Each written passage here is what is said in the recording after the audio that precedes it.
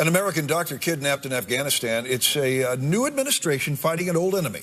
The Apostle is the latest thriller from best-selling author Brad Thor. Welcome, Brad. Hi, Steve. Good to be with you. Yeah, this is your 8th novel, and the storyline unfolds right on the front line of the war on terrorism, Afghanistan. Absolutely. Fill us in. What happens? Well, I wanted to do a book about the daughter of a politically well-connected family in D.C. who gets kidnapped while doing aid work abroad, and the family brings a particularly interesting form of pressure to bear on the new administration to get their daughter back. And the administration doesn't want to wants to help, but can't really be too public about it. Their hands are tied in this. They can't cave into the ransom demands, and so they authorize a very dangerous rescue attempt to get the daughter back. And our hero in this book is anti-terrorism warrior Scott Harbath, right? Correct. Just the man for the job, because he's suddenly out of a job.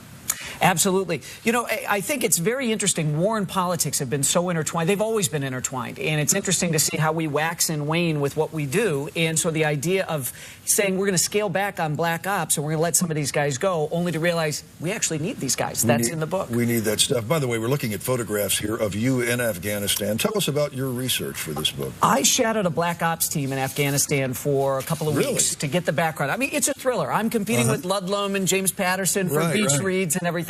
But I wanted this to be as authentic as possible, and I had some fans who are members of a black ops team that said, you know, we'd like to show you what you write about, how it really happens. Describe this place.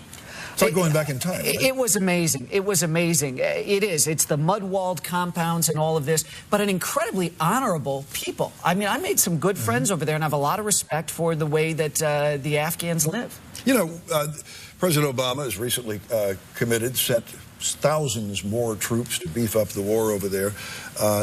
You know, we've learned not to get our expectations too high, and yet, that said, what's the best we can hope for? Well, I think if we can figure out, I think this war will be won on the village and district level. If what we're doing now in the South, in Helmand, where the Marines are going in, taking territory, holding it, and then helping the villages to become stronger and improve their militias, that's how we're going to succeed. Isn't that part of the new counterterrorism strategy or counterinsurgency strategy to put our soldiers right living with villagers? It is, and that's the key. That's the real key to success. If we can keep the Taliban out by making the villages stronger, we're going to have a lot of success in Afghanistan. Well, I wish you a lot of success with The Apostle. This sounds like a fascinating read, and I wish you the best. Brad Thor, thank you so much. Nice to see you. By the way, who the Tribune says is the next Robert Ludlum. To learn more about Brad and his books online, check out bradthor.com or WGNTV.com. We'll be right back.